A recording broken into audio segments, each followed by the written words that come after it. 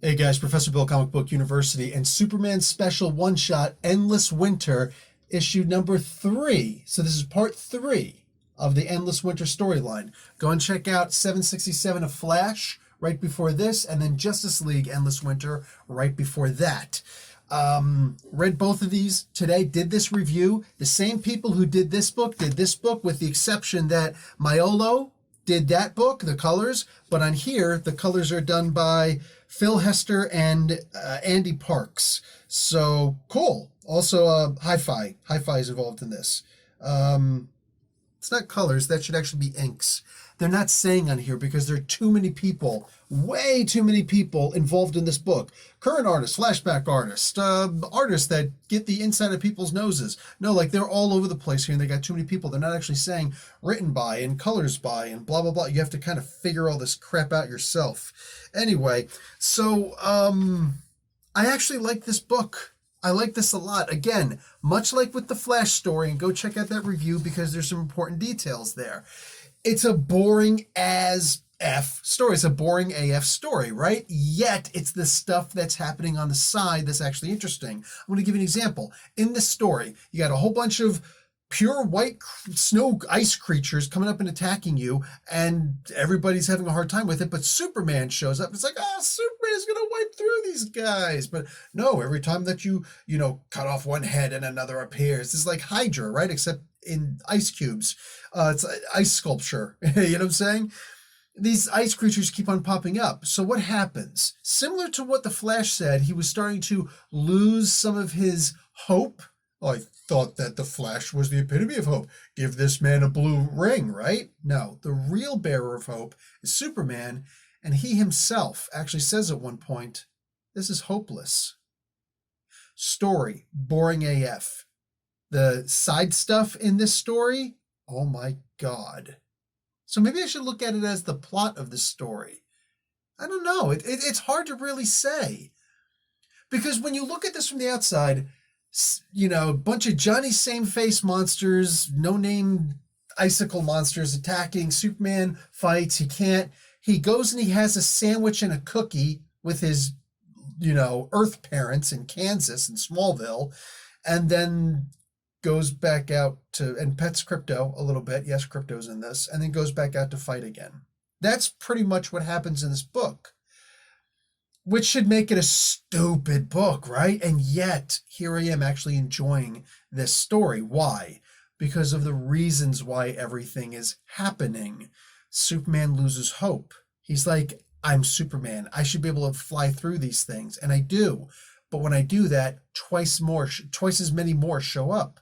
And each time I do it, twice as many more show up. So I'm actually making things worse. I'm losing hope. So he goes back to a place where he gets his hope from. This is a story that, with all due respect, Zack Snyder could never write or direct for his movies because he doesn't understand the value of Clark's parents. Even while Pa Kent is more than just a little ornery in this book, I'm using that word because we're talking about Kansas, even though he's not enjoying life right now and he's really upset, he's like, oh, Martha. She's just like, oh, he's just mad because all the heating bill money he's going to have to pay at the end of the month. That's funny, and it's also true. Homeowners know this. Heating bills cost a lot of freaking dough, man. That's a lot of payola.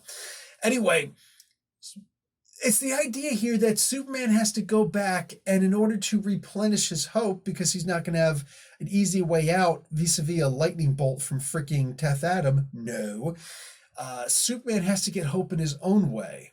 This is almost like reading the Celestine Prophecy, James Redfield, if anybody's ever read that. That's what this series actually feels like. And this is literally just something that popped into my head right now, that this is what this feels like. Supes has to recharge his batteries. We hardly ever see that unless that means flying into the sun and just hanging out there because, yeah, it's an endless supply of energy and I'm an endless conduit for the sun so I can beat up everybody, which is just that boring stuff that nobody wants to see, But in here's a Superman who's actually losing a different kind of energy. He's losing his hope.